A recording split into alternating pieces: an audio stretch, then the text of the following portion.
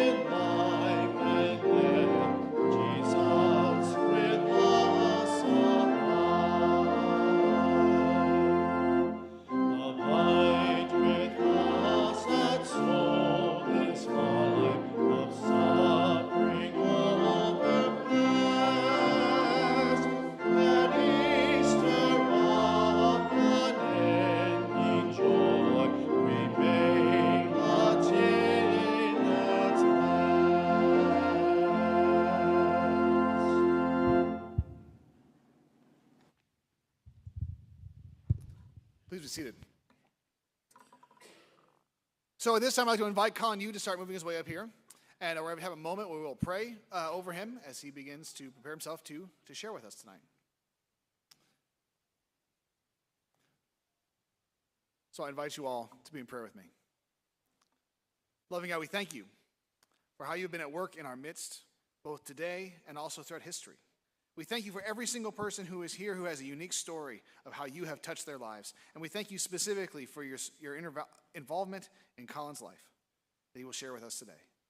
Lord, help us to see not just the good news of how you have interacted with Colin, but also, Lord, help us to see how you are at work in our own lives. Awaken us to what you are doing in our midst. Help us to see your work in our society and our situation all the more clearly today. Lord, help us in all things and send your Holy Spirit to anoint Colin, to give him your words. And Lord, may we all have our hearts touched. For Lord, we ask these things in Jesus' name. Amen. All right, I had to bring my drink along because I've been sick here lately, so I got a little sinus infection. If I sound a little raspy, I'm sorry, but this is what you get today. All right, so I'm here to share with you my faith journey, not a faith story, a faith journey. Where I started, where I'm at, where I'm going. First thing I want to say is I'm very blessed. I've lived a healthy life. I have a beautiful family. I have a huge, awesome extended family on both sides. I want you to know I'm blessed. But it didn't always start that way. If we can go to the next slide. I had to open myself up, and this is tough for me because speaking about yourself is hard. And when I look back at this, I started thinking about my journey. I started thinking about what people God has put in my life, and the opportunities that I've had to look for and find. So it started early. So if we can go back a slide, when I was a little guy. So I'm the son of Jack and Donna Yude from Sutherland, Iowa. I have one sister, my sister Erica. She's 2 years older than me. My mom comes from a huge Catholic family from Burlington, Iowa. She went to Catholic school her whole entire life. My dad comes from a Methodist family, 6 or 5 brothers. I was baptized Catholic because my parents didn't go to church when I was growing up. They just didn't. My dad was an over-the-road truck driver, never home. My mom was a stay-at-home mom and just was fighting the conflict of, are we Catholic? Is she going to stay Catholic, or are we going to be Methodist? And I don't know if it was ever really talked about in my family. I don't remember it. And the funny thing is I grew up right next to the Catholic Church in Sutherland. Like, I have no idea. I have no memory of going there. I just have pictures of me being baptized there. So if we go to the next slide, this is the most important person to my faith journey at the beginning, is my grandma Rini. This is a picture of her when she's 101. But she was the one, she Methodist, strong faith, woman, just kept going. But she's the one that took my sister and I to Sunday school. If we didn't go to church, she made darn sure we were in Sunday school. You didn't argue with her. She showed up, you just went with her, okay? Through her life, though, this woman dealt with tragedy. Her husband died. She was left to raise 6 sons by herself on a farm. They decided that farming wasn't for them. She moved them to town by herself. In her late 30s, went back to school to become a nurse. Just lived all these tragedies in her life. She got married again. Her second husband died. I never once saw her struggle. I never once saw her question God, what he was doing in her life. All I saw her was be optimistic and look forward to the next opportunity. Even when she was 101 in the nursing home, she's like, I'm good. COVID hit her, didn't bother her. She just kept looking forward to the next day until the last time I remember talking with her, and I remember Heather and I had this conversation on the way home. She said she's ready to meet Jesus. And within, a month, she did. Strong woman. But she was one that made it, early in my life, she was the one that made me go to church. And I don't really remember much because that was, 6, 7 and below. But big person in my life that was put there, lucky to have her. God showed her to me, and I got to live with her or be around her until she was 101. What an amazing experience. Okay, school life, going to the next one. So I went to Sutherland High School. It doesn't exist anymore. It's part of South Bryan now. But in kindergarten, I met my best friend, Michael Dickmeyer. Childhood buddy. His dad was a teacher and a coach. His mom was a daycare provider. In essence, they were my second family. And I would tell you they became more of a church family to me as I got older. But lifelong buddy. My parents weren't really into sports. His parents were. They started me on a whole path. A whole path. I've been chasing a ball ever since. The great thing about Michael and his family is they went to the same church I went to. I didn't know that when I was a little guy, but once we got to school, we started, you know what? I got a buddy. I'm looking forward to going to Sunday school now. I'm looking forward to seeing my friend on Sundays, not really thinking it was leading to faith. I was just seeing my buddy, but we were at Sunday school. We were also very lucky to have the same, like my Sunday school all the way through high school youth group, I had the same person leading us. It was a girl in my class, her parents, Jim and Colleen Johnson, awesome people, but I had the same person every year, so I heard the same message all the way through. I heard the same, parables to stories to confirmation, to all those things, the same person telling me the same message. I don't know if it really hit me until I was really thinking about it now, getting ready for this, but we'll get there, and it was a good message. So all the way through. Michael and I also, we love to do things together. playing ball, riding bikes, watching movies, just doing different things. One of our favorite things was his dad was really good friends with our high school football coach, which some of you guys know, Dave Clayberg. And so Dave would let us come to practice when we were 5, 6, 7, 8, 9 years old, and we got to, chase footballs and move dummies and all that stuff. Didn't really think about it, but that probably kind of sparked where I went career-wise. Just thinking back, somebody in my life that maybe pointed me in a direction and found a passion for things. All right, moving to the next slide. Confirmation. Yeah, not a good time for me. Not a good time for me. I was 5'10" in 6th grade, and yeah, all arms and legs. Confirmation was, we had the same, my youth group was great. I mean, we went through confirmation, but I'm going to tell you, confirmation for me then, I just thought it was something that everybody did. I just thought this is what you did as a Christian. You went to Sunday school, then you went to confirmation. I didn't know the meaning of being a member in a church. I didn't know what that meant. I just thought this is what you did as a Christian. So it really didn't say much to me other than, I just checked a box and I kept moving in a Christian. I didn't know what was the significance then. So we did it. We got confirmed. We got our Bibles. I still have it at home. Still use it. Actually, I just found it. We have a different one that I didn't use, and I found this one. It's got my name on it. It's really cool, but don't really use it. It's still old. It's the old versions. But I didn't know what it meant. And we always went by this Bible verse, John 3:16, God so loved the world. I just thought that's what Christians believed. I thought, okay, I believe. I'm going to go to heaven. God's going to be there with me. It's going to be great. But it really wasn't hitting me here, It was just kind of in my head. This is what, okay, another step. Christians do this. Okay. All right. Well, then I went to school, going to school. I hated elementary school.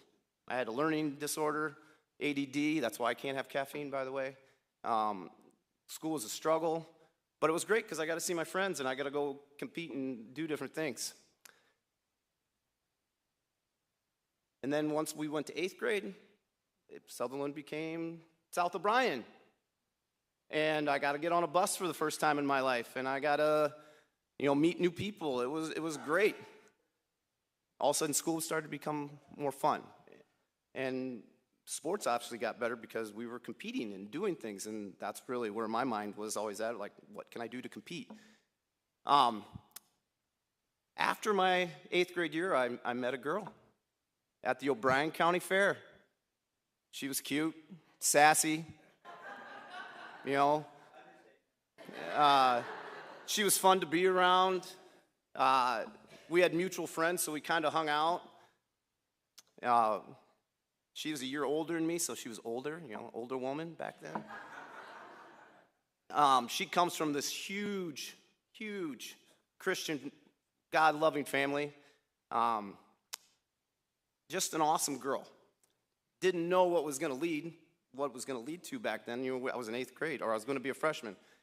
We got to my freshman year. I asked her out. She said yes. She broke my heart. A year later, we did the same thing. She broke my heart again. It finally stuck before she graduated, and we've been together since 1996, and it's been awesome. She's turned into my best friend. She's everything that I need in life, and hopefully I'm into her too.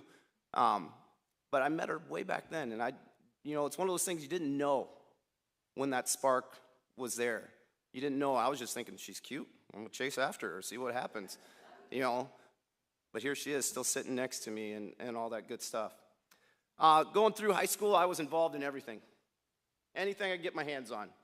Sports, drama, music, chamber choirs, madrigals, swing choir. Swing choir was my favorite thing in high school, but best thing. I'm not going to stand up here and sing and dance for you, but it was awesome. I was in FCA, I was in Spanish club, art club, whatever I could do because high school was awesome. I think I missed 2 days of high school, total. Loved everything about it. It was kind of starting to say, you know what? Maybe teaching, maybe education is a career path. So moving on to, what's the next slide? I don't know. Okay, moving on, college choice. I was the last class to go to Westmar College. 1997, I was there for one semester. They gave me a little bit of money. They liked me as a football player. Went there, met a lot of great people. It was an awesome time. In October, right before Halloween, we got a big announcement. The first life curveball coming at me. The life plan had to deviate. They announced that they were closing. It was the whole Takeo Westmar thing. Takeo had gone away, so maybe some of you remember that whole situation. There wasn't any money. Takeo didn't pay up like they were supposed to. So I had to think about going to a new place. And we took finals before Thanksgiving, and I was off back home. And I had all of a sudden make a new decision. And I wasn't quite sure where I wanted to go, because it took me a long time to figure out Westmar was the place. So I kind of got down to Northwestern and Buena Vista. Northwestern, great academics. Heather was there. Don't tell her, she doesn't like that. I considered it because she was there. Football team was really good, just came out of the national playoffs. But they didn't offer me hardly any money. Financial aid was tough there. And then there was BV. Great campus, beautiful campus, great academics. Football team, but they offered me all kinds of money. The biggest decision that really made that decision tough was there was a J term at BV, which means you had to be an enrolled student to go to a month-long seminar class. I couldn't wait till February to go back to school. And then it's just something in my head kept saying, you know what, maybe Northwestern's the place for you. Maybe there's something, maybe it was, I look back now, I definitely know it was God telling me, maybe this is where you need to be going. Maybe this is the place. So on January 6th, the day classes started at Northwestern, I got on the phone. Got any room for me? They're like, sure, come on down. And I was at Northwestern. And I'll tell you, in that first semester, it was a struggle. I didn't know if this was the right place. Football was hard. We were already doing, when we got to spring practice, I was fifth string quarterback, and at Westmar, I was the second string quarterback. Academically, I was struggling. I went from a 3.7 student to a 1.8 student. It was tough, and I was really questioning, is this where I should be? But being a youth and being stubborn and bullheaded, I just kept my head down and just persevered. You know what? It's got to get better. It's got to get better. Just came back the next year, moved to wide receiver, found myself playing a little bit, which always, competitive me, that always made things better. School became easier because I knew the routine. I knew how hard I had to work. Heather was there, which made it great too, And Northwestern really became a home. So much so that before my junior year, I got a little crazy. Saved up a bunch of money, bought a ring, one that she didn't even like, and I waited, because she always said it has to be special. Like, if you don't blow my socks off, I'm going to say no, which I believed her. If you know Heather at all, you know that, okay? So I waited, made a scavenger hunt. She said yes. Funny thing is, my buddy Michael dated her roommate. Around the same time, he proposed too. So, small world. We didn't even plan that. He like, you proposed? I'm going to do it like tomorrow. And he's like, no way. And we didn't even talk about it. It was great. He would marry that girl 2 months after we got married. But anyway, that year was just a crazy year. That was, before my junior year. I'm 20 years old at this time, thinking, is it, marriage, life plan, is this where I want to go? How broke are we going to be when we get married? But God kept telling me that she was the one. It wasn't even a thought in my mind that we were ever going to not be together. He told me, that's the girl, let's go. So I made it official. Well, that whole junior year, we were planning a wedding. It was great, but school was great that year too. I picked physical education as a major. I saw a life plan. I wasn't going to teach, though. Just wasn't going to teach. That wasn't going to be for me. Standing in front of people was the worst thing in the world. Now it's like, whatever. But, so I chose fitness and recreation as an emphasis. I took a personal trainer test not long after that. That's where I was going to be. But another opportunity came along. If you can go to the next slide. I think it's this one. Oh, yeah, we became Reformed at that time, too. Sorry, we can go to the next one. We went to a American Reformed Church in Orange City. Harlan Van Ort was a pastor at the time. His messages made complete sense to me. We liked it there. That was our home church until we moved. Actually, until after Mikan was baptized. But the next one, a mission opportunity came up. A group called Athletes in Action and Christian Outreach International contacted our school because Northwestern does spring service projects every year. And spring service projects don't really work for a person that's an athlete. It's hard to do. But this came up. This was going to be an opportunity in late May and early June. We were going to go to the Czech Republic and the Ukraine just after the fall of the Cold War. And communism was, you're talking these countries were in bad shape. I just knew I had to go. I just knew I had to go. We talked about it. She's like, I'd go if I were you. So I raised the money. I sent out letters to all my family, anybody that I knew. I didn't care if they gave me $1 or they gave me $100. I was going on this trip. And I had no idea what I was getting in for, too. I had no idea where God was leading me. Because when you go to a place, here we're always around Christian people. You're comfortable. You don't ever question if somebody doesn't believe. You're always around them, so you're comfortable. When you go to a place where people don't believe, and you have to be able to explain why you believe, it's a whole different feeling. You have to be convicted. You have to be strong. And if you're not, you have to rely on your faith to become strong. Amazing opportunity. I almost became a father. I almost brought home a kid from an orphanage that day because I was so drawn. This kid's coming with me. I can't let him live this way. We also got to share our faith stories a little bit. I wasn't much. I'll get along. We had guys on our team that would get 10, 15 people around me. I get 2 or 3. I wasn't, because I didn't like people. I didn't want to be in front of people. But when you get a witness to somebody coming to Jesus, you get to listen to them make a profession of faith. What a life-changing thing. What an amazing feeling that, your heart feels like it's going to burst. You just feel God around you. You feel Jesus holding your hand and leading this person down a new path. We did a bunch of sightseeing. We did a bunch of, saw these beautiful places. We got to play football against people that don't really play football, so we won 60-0. But that's all secondary to what we did as service projects and the witnessing. This Peru trip I would love to do. It doesn't work into my schedule, but that mission trip, I would do mission trips again. I would do stuff like that all the time. We got to live in houses with people. The one lady that we lived with in the Ukraine was a non-believer, and the 2 weeks after we left, her son messaged us and said she's now reading the Bible. And those are things that we left there for them, and what an amazing experience. So we came home 14 days. It was amazing. Those are the guys. 35 of us went. And we got to grow stronger just being around each other, too. Sharing that brotherhood, sharing that experience. And stuff when we still see each other, we still talk about. I wish we'd see each other more, but, life takes you in different directions. So I came home. 1 week later, Heather and I got married.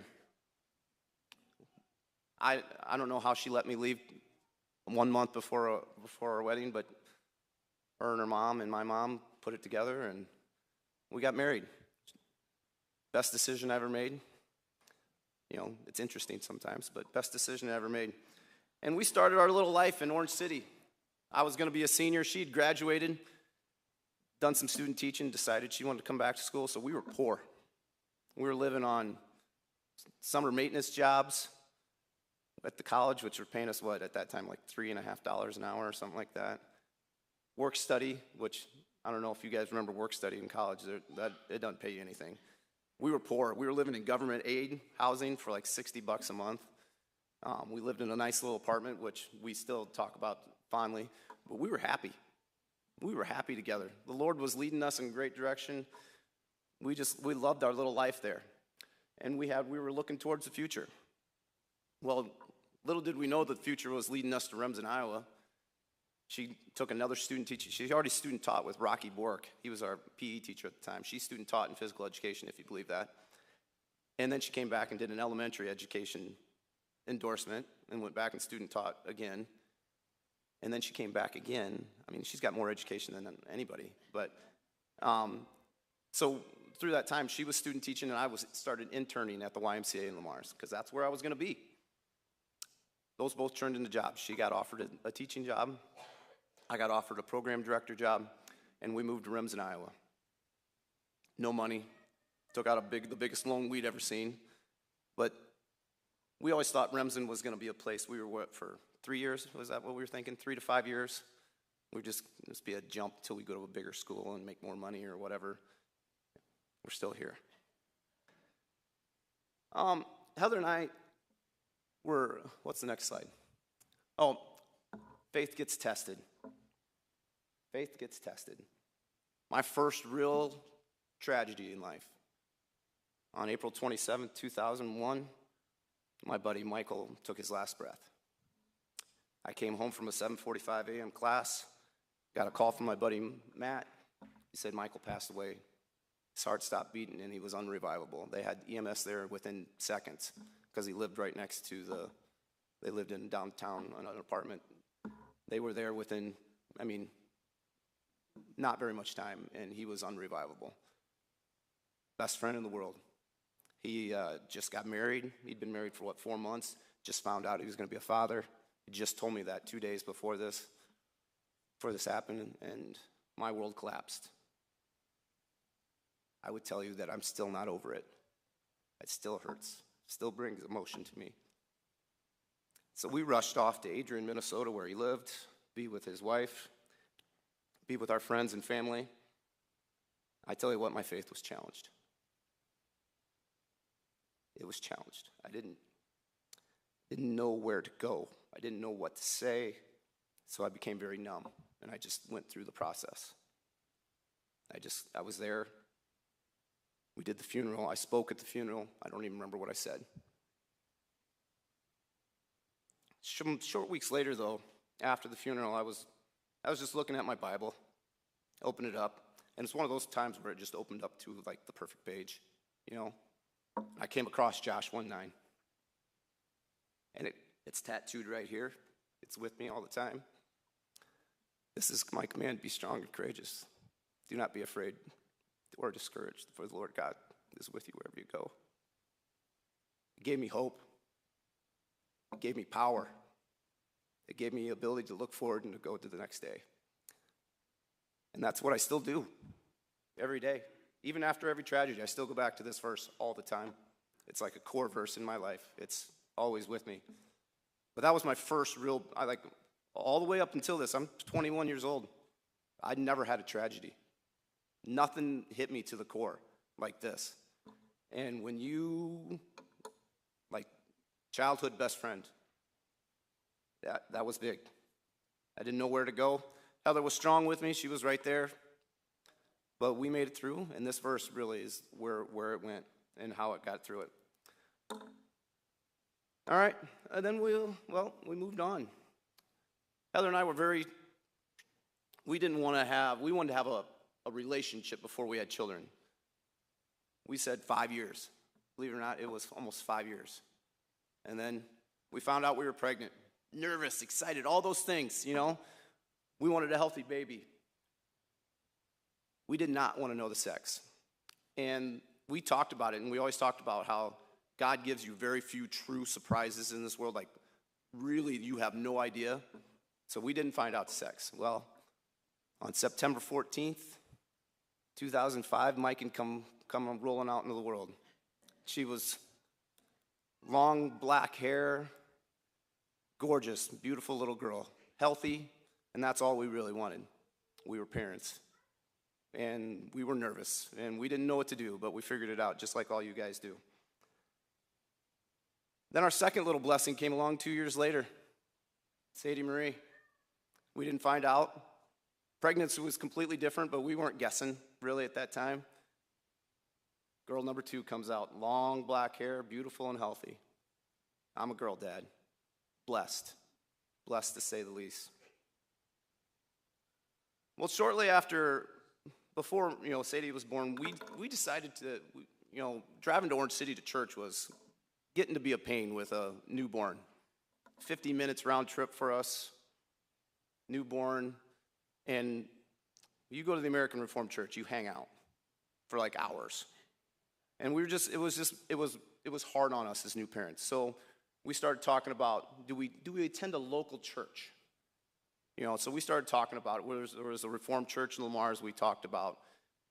I don't even remember if we visited or not, but we had our school secretary at the time. Her husband was the pastor of St. Paul's Lutheran Church in Remsen. So we thought, we'll go check it out. Congregation was small, way different than the Reformed Church, which was like 600 members. Now we're like to 40. We loved it. We knew people, they knew us. We were welcomed with open arms. So we became Lutheran. About 1 year after we took our first visit there, we joined the church and we became Lutheran. So if you're keeping track, I've now been baptized Catholic, grew up Methodist, became a member of a Reformed church, and now I'm a member of a Lutheran church. I'm a little bit of a mutt. Okay?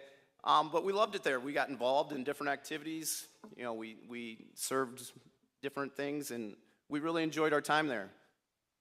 Sadie was baptized there, and so was Ryder. So we loved that little church. It was a fantastic little place. All right, so shortly after, or before, right when we were finding out that we were pregnant with Sadie, I decided it was time for a career change. Working at the YMCA was great, but the hours were hard. I was putting in 80-hour weeks there for not much money. And I really loved coaching at that time because I was also coaching at RU.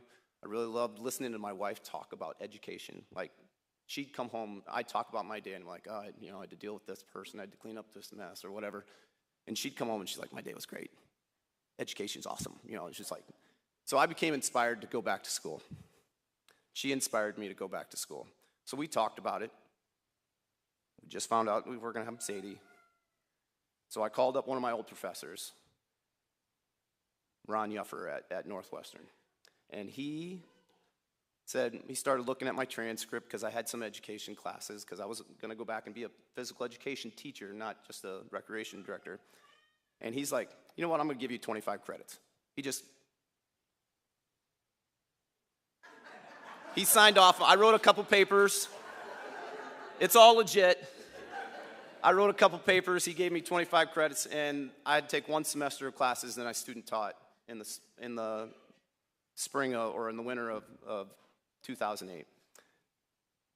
During that time, Rocky Bork, who was our PE teacher, decided to retire. All of a sudden, you could feel God's plan starting to work in my life. You could see the opportunities. And I think that's a lot of, looking back, you see these opportunities. I was lucky enough, I got hired at the same place my wife was, the same place my children went to school. Blessed. Now, it wasn't easy because I was working a full-time job. I was still a full-time employee at the YMCA. I was the head football coach at Remsen Union at the time. We had a almost 2-year-old, pregnant wife, and a full-time student. We didn't see each other almost at all that year. I'd go to school during the day. I'd go to work at night. I'd come home, change diapers while she was sleeping, wake up the next morning and do it all over again for a whole year. But somehow we made it through, and now I'm in a place where I truly know I belong. I know that education was meant for me. I know God put it in my life, and I know what I'm doing, exactly what I should be doing. All right, blessing number 3. We weren't sure we were going to have a third child. Just weren't sure. We thought we'd leave it up to God's hands. And 4 years after Sadie, we found out we were pregnant. Convinced it was going to be a boy. Just convinced. Pregnancy was different. It was just, everything was different. Well, we only had a boy's name, too. We didn't even have a girl's name until, a couple days before, a week? Yeah, 1 week before she was born. We're in the delivery room. All of a sudden, long black hair and another girl. I'm officially a girl dad. We were both a little shocked. She says I freaked out a little bit. Just a little bit. We were convinced it was a boy. I'm a football coach. But officially a girl dad and wouldn't trade it for anything. Love my 3 daughters. Very blessed. 2014, we started hearing rumors of schools joining with MMC. I can tell you, I was not originally that guy. I didn't think that was a good choice. I thought, what's wrong with our school? Well, then we started hearing some of the money things. We started digging into it because we're inquisitive. We got to know the numbers.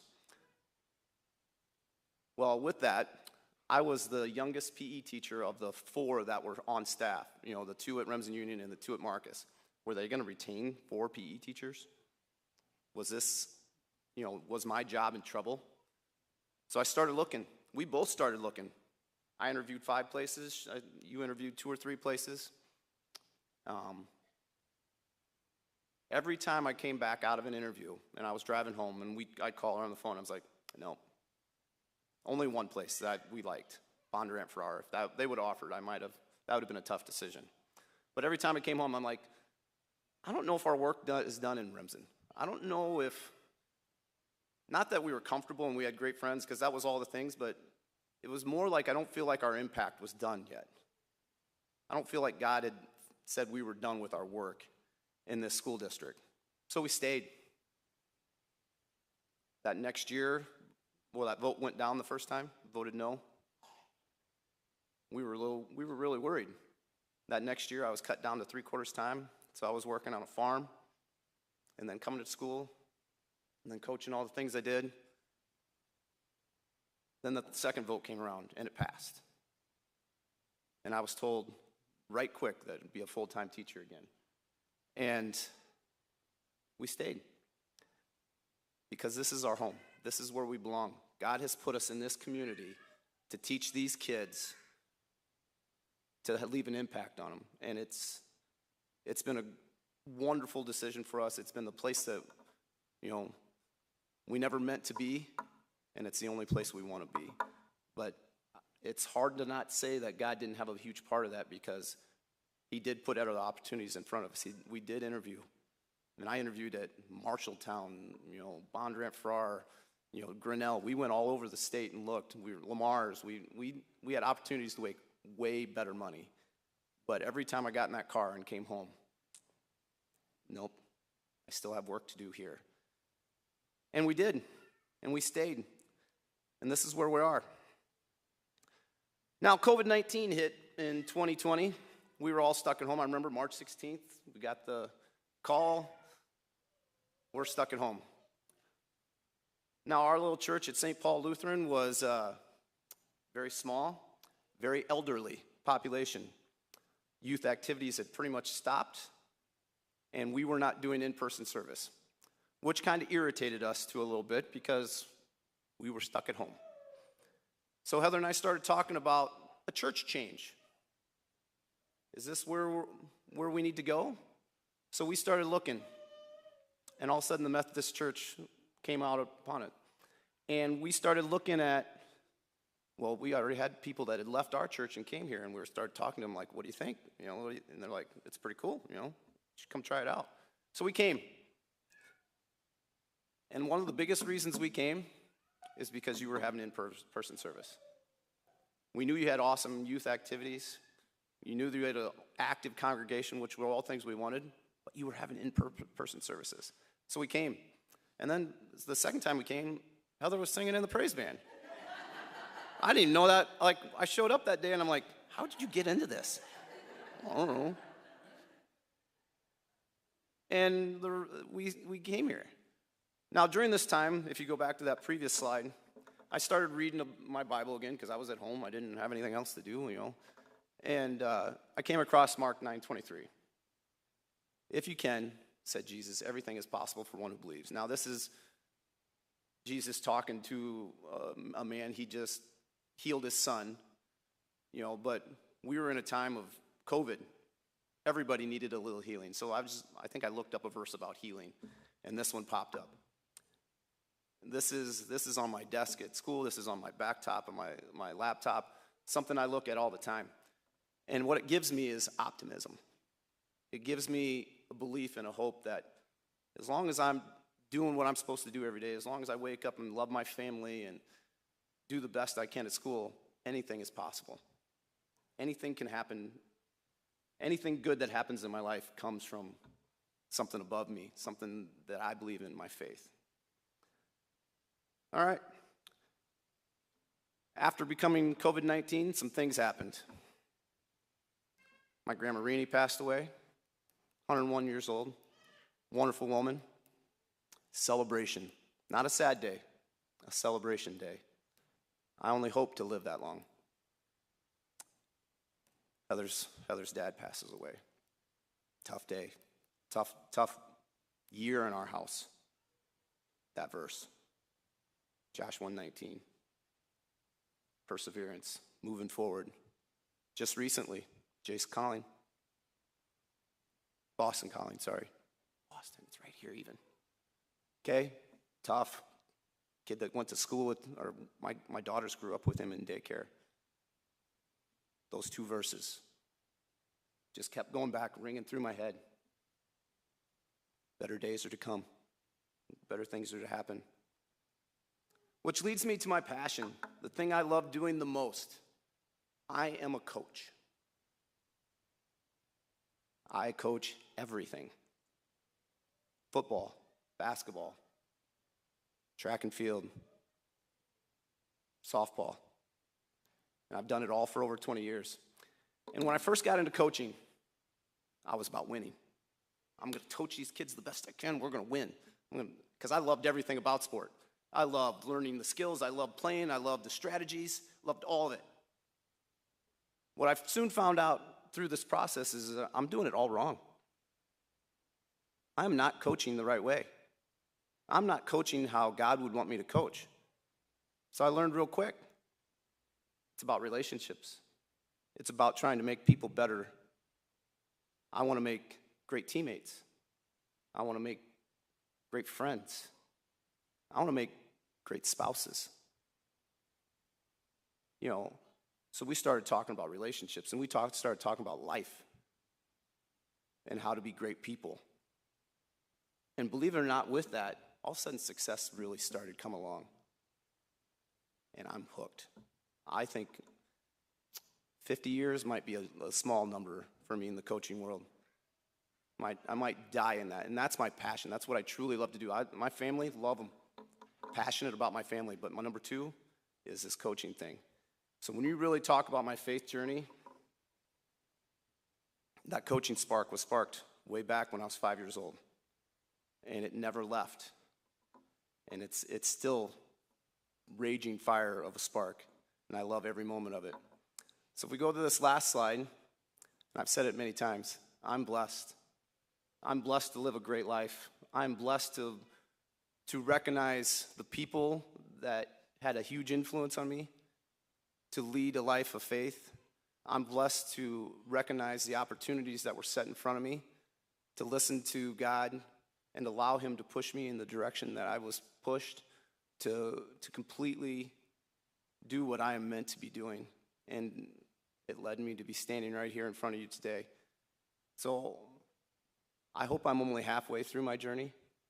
I hope I have 45, 50 more years to live, to continue on this journey, to continue to open myself up to opportunities, to continue to look for people in my life that can help push me to another level.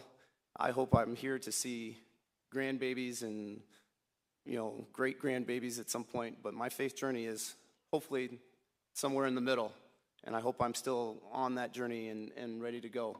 So thank you for letting me be here to speak with you today. Thank you, Deb, for asking me to come up here today. Thank you for pushing me outside my comfort zone, and thank you for allowing me to be here. That's all I have for you.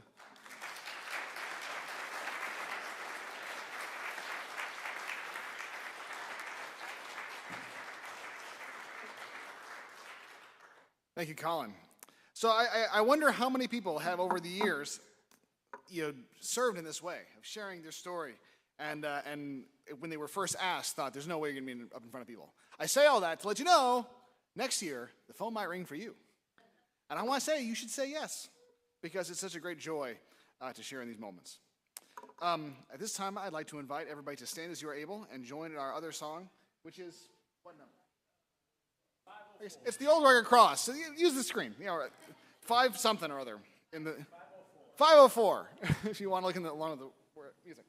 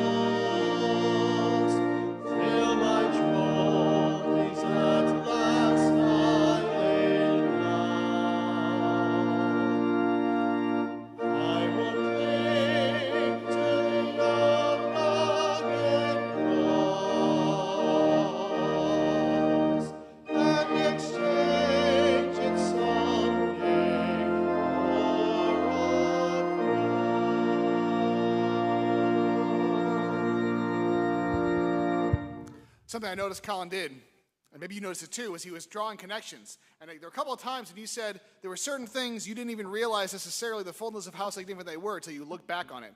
And I think that there's a good reason for why, and throughout the Old Testament, we have over and over and over again, we have retellings of the story of Israel, the retellings of the story of the deliverance out of Exodus, retellings of what God has done through people's lives, because going back and seeing those things in context shows us what God was doing all along. So whether you have never shared your testimony before or not, think about it. Think about how God's been at work over your life. You might not have appreciated before how God has been at work until you do. So I encourage you to look to see where has God worked, what have been the prevailing themes in your life, what has God been doing day by day by day, year by year, and you may find that God's been having a path all along. Now receive the benediction. May the grace of our Lord Jesus Christ, the love of God the Father, and the fellowship and communion of God the Holy Spirit go with you and be with you now and always. Amen. Go in peace.